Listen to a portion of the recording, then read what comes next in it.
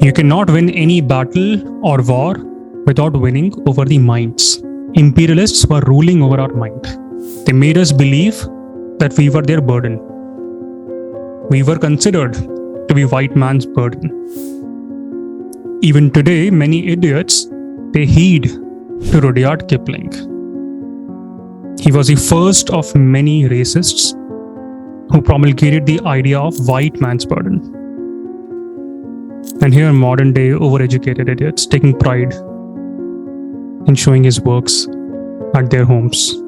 So Rudyard Kipling published The White Man's Burden in 1899. It is a fact, not my opinion.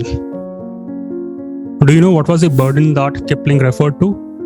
The burden Kipling referred to was that it's the duty of the white-colored skinned people to civilize an uncivilized world. He exhorted that it was a duty of Western nations to colonize and civilize non-Westerners, non-white people around the world. He believed and said multiple times that British Empire was a force for good. It's bringing civilization to less developed part of the world. To conclude very clearly and categorically, Rudyard Kipling was a racist. I'm happy to debate on this with anyone. He's not someone who you should take pride in while taking inspiration from him, putting him next to your family portrait. Leading celebrities still celebrate such figures. Think about 18th and 19th century Indians in remotest part of India. For them, they should be down under low self-esteem. Even in that age, our early nationalists will create an economic critique. British will exploit us via trade, industry and finance. Dadabhai Nehruji clearly grasped the essence of British imperial rule. India was made a supplier of raw material, an importer of British manufactured goods. Listen to this very carefully. India was a supplier of raw material to the Britain, an importer of British manufactured goods. It's ludicrous. It is clear loot. It's like I'm buying all the vegetables from you. You now have no food left, and then selling you all the paneer tikka masalas and cooked food at thrice the price. But if I had those raw material, those vegetables with me on my own, I would have cooked better food on my own at 1/3 the cost. But British were different. The burden of the white man. They transformed India into a supplier of raw material and made India a market for British manufactured goods. This was their official economic policy. Can you imagine? Just go back in time to 18th century India. India's share of world economy was 23%. Angus Madison reported this. By the time British departed India, it had dropped to just 3%. Why? What was the reason? The reason was simple. India was governed for the benefit of Britain. Britain's rise for 200 years was financed by its loot of India. White man's burden, my foot. Dadabhai Nehruji declared as early as 1881 that the British rule, and I'm quoting him here, he said that British rule was an everlasting, increasing, and everyday increasing foreign invasion that was utterly, though gradually, destroying the country. India's traditional handicraft industries were ruined. India's modern industries never took off. And many idiots will still say that British invested in Indian railways. And to that, Dadabhai had a logical argument. He said that it was not out of love, but it was to strengthen the British hold on India's economy and polity. Why did British invest in railways? Was it out of love for India? British used railways to more efficiently transport raw materials like cotton, minerals from India's interior to the ports to export to Britain. It is like saying a thief built a road in front of my house so that that thief can bring his car on that road to my home, pick my stuff up, gold, money, FD, accessories, kill my family, and drive back home on the same road. We will not say that at least a thief created the road.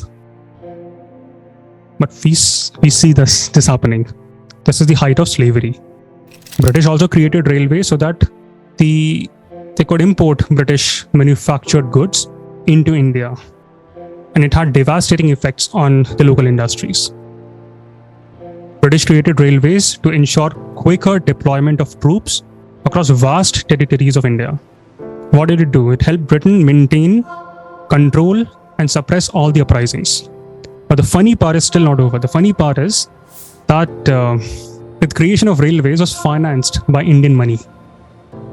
Taxes from that Indians paid for railways network expansions. And much of the profit went back to the British companies and individuals. The terms of the railway contracts, if you were to look at those contracts, are often heavily in favor of the British companies. And it led to economic drain from India. Of course, we will use that same infrastructure and railways to fight back, but it is to be duly noted and remembered that the primary purpose of railways under British rule was to serve colonial interests, not the welfare of Indian population. Dadabhai Nehruji and his compatriots gave point-by-point economic analysis of India and explained all of this to Indian population. And it's remarkable at that age, against that empire. Not only this, they also gave a solution that we have to develop our own modern industries. They popularized and spoke about the idea of Swadeshi, or use of Indian goods. They gave a call to boycott Indian goods as a means of promoting the Indian industries. 1896, students in Pune and other towns of Maharashtra, they publicly burned foreign clothes in 1896 as a part of larger Swadeshi campaign. So India's draining of wealth by Britain was beautifully encapsulated by logical point-by-point analysis by these great leaders. They agitated for the reduction of land revenues. They agitated to improve the conditions of workers in plantation industries. They criticized the high military expenditure of government of India. Why should we pay for your wars across the globe? Grand old man of India, Dadabhai Nehruji, he famously said one thing, that it's a very romantic thought that there is security of life and property in India. But in reality, there is no such thing. He said that India's property is not secure. What is secure is Englishmen's prosperity. They are eating India, they are destroying India at a present rate of 3 million to 4 million sterling pounds a year. To millions of Indians, life is half feeding or starving. Just imagine someone saying this to mighty British Empire in that age.